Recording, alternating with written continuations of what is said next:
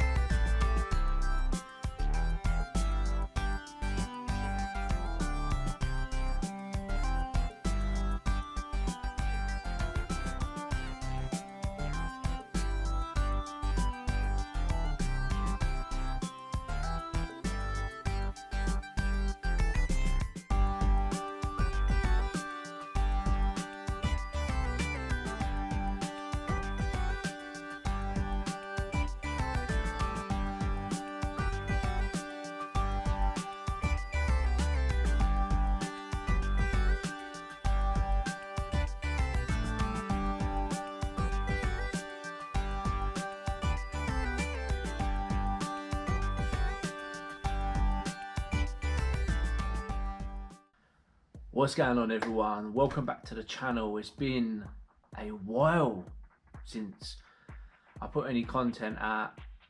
Anyone who's followed me for years and follows me on social media knows that I took a little bit of a back step away from YouTube, and I did say that I would put occasional videos out. So I'm filming this a few weeks after I come back from LA. Me and my wife Nadine went to Los Angeles for a week, and it wasn't really about toys, as in toy hunting or looking for toys and stuff, but there was always going to be an element of, if there's any shops I can go to, I'll have a little look and see what I can find. Now, the video obviously you just watched is of Frank & Son's Collectables. Now, like, I don't really know how to describe it. It's really cool, like the setup's really cool and everything, but man, the prices, I've just got no words. Like, there was some absolute crazy prices, like stupid, beyond anything I've ever seen in my life when it comes to toys and toy collecting. It was just phenomenal, like unbelievable. Like I had to sort of look twice at things, and you know, I was seeing bootleg Godzillas for $200, and I was like, is that meant to be $20? It was like, no, it was $200. It was just phenomenal. Like it's difficult to go there when someone like myself, who's been collecting, you know, since the early 90s, and I've been selling toys now for nearly 8 years. And when you go to boot sales and you go to toy shows here, and you go to not yard sales, flea markets in other countries like America and that, you know there's still bargains out there. I just couldn't believe the prices of some of this stuff. It was crazy. Now look, anyone who knows about Frank & Sons, is, you know, it's really famous, and I had to go there, and I went there with the mind that I knew it was expensive. Anyone who watches Pixel Dan, he did a video about 6 weeks ago, maybe 2 months ago, and he mentioned about the pricing, and so I kind of knew what I was getting myself into. But I had to go. Like, I was in Los Angeles, we were staying in Pasadena. It's like a 35-40 minute journey from there to Frank & Sons. So we spent a couple of hours there, 2.5 hours, and obviously I got some footage. Now, in regards to what I bought, it was extremely difficult. I actually only bought one toy there. Nadine bought a pin badge, a Disney pin badge, Nightmare Before Christmas, which was really cool. And we did buy some pictures. I'll put a little video up of it now. There's some pictures of some horror movies. We got a Gremlins one, a Killer Clowns one, a Scream one, and we put them in our living room next to our horror cabinet. So they were pretty cool. I got one toy which I'm going to show you here. I got him out of, just because I don't have him, and he just looks cool. Probably paid a little bit more than I'd like to for a vinyl kaiju figure. Saying that, he is from 1994. I don't know what his name is. I haven't looked him up or anything. I'm going to say he's from Ultraman because it's Bandai 1994 Japan. But that was $30. So, but it was a case of, as well, I was thinking, I've come all this way, I kind of need to really kind of go home with something. The pin badge that Nadine got was $10, and them pictures that I just showed you, and I got a couple of nice stickers as well, which I'll show you. I'll put on my horror cabinet, a Monster Squad and a Critters one. I think in total with this, I think I spent like $75 at Frank & Sons. Like, that was it. It cost me, because I wasn't driving in LA, I was getting Ubers everywhere. I think it cost me 35 quid to get there in an Uber from Pasadena, and it was probably about the same getting back. It was a little bit disappointing. And do you know what? It's only because it's just so expensive, and I don't get it. I don't understand. I get that the vendors there have got rent to pay and stuff like that, but they just can't be selling. Not all of them. Look, there was a few that were reasonably priced. You see a lot of Marvel Legends. You see a lot of you know, Black Series. There was a lot of card dealers, Pokemon cards and trading cards and stuff. which I don't know a huge amount of, so I wasn't really looking at. But I see one store had a VHS for $100. I think it was it might have been Halloween in a slipcase VHS for $100, and I'm like, yeah, I'm not convinced. But you know what? In regards to the holiday itself, it was unbelievable, fantastic. Really enjoyed ourselves. We went to Universal. We did the Universal Halloween Horror Nights. We went to Disneyland. We did the Warner Brothers Studio.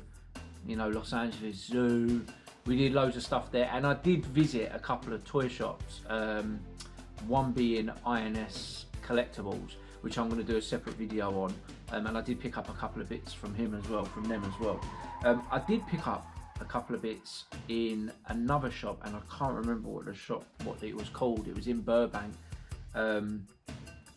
Back to the Past Collectables, I think it was, something like that.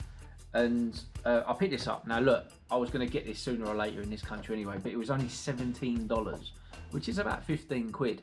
So this is the new NECA Punk Mogwai. Unfortunately for me, they've re-released all the original small gremlins, George, Lenny, Daffy, Gizmo, on new cards. Obviously I've got a run of the original NECA figures, so you can get the whole, they basically just reissued exactly the same ones on different cards, but this guy's obviously new, so that was cool. I picked him up for $17. I picked this up as well. Again, this was $10, $9.99 this was. It's an American Werewolf in London. It's from Trick or Treat Studios, and it's 4 different designs. They're obviously for Halloween. We was over there. It was just crazy, like the Halloween over there. And it's they're like, I guess they're like Halloween decorations. But if you can see here, you get the werewolf, the Nightmare Demon, and there's like the werewolf with the Big Ben and that. And then obviously David Norton's character. So for $10, I thought that was cool, and I was thinking about maybe hanging these up somewhere in the toy room if I can. I did also pick up some t-shirts, one from Universal Studios, one from Disneyland, and one from the Warner Brothers Studio. I don't think I ever got them to hand. They're in the wardrobe now. And I also picked this up, and this is the first time I've opened this since we returned. I've got this from Universal Studios. So it's the Universal Studios Halloween Horror Nights 2022. It's just really cool. It was only $12. So that's a Killer Clowns from Outer Space glass, which I won't use. I'll, you know, put it here. It was really good. The Halloween Horror Nights at Universal Studios was just so packed. It was crazy. But would I do it again? I sure would do it again.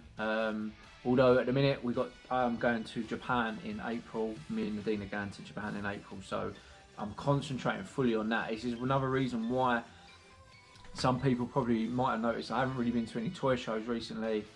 We had an NEC a couple of weeks ago. We had a Sandown Park last week.